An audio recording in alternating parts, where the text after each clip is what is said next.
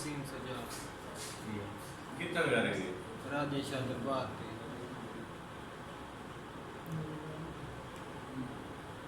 क्यों था क्या ना अमीर हुसैन शाह फौत थी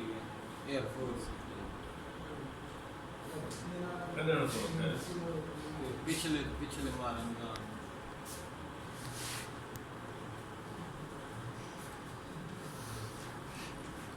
मोबाइल क्यों चाहे मोबाइल के में चाहते हैं कन टॉप के गया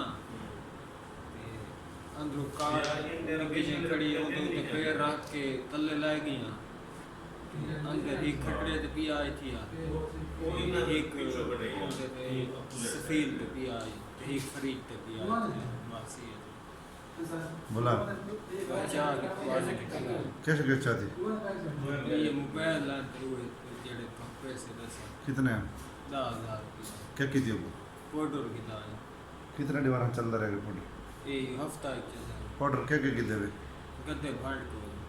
वो आज को न पावण गया हाँ वो दी मां मार गई है बंदा अच्छा हाँ उठरा से सारा तेलान थी गया उनकी मां मार गई है मतलब निकला नहीं तो बंदे सब भजा छोड़ा भी मां मार गई है तो तू सपोर्ट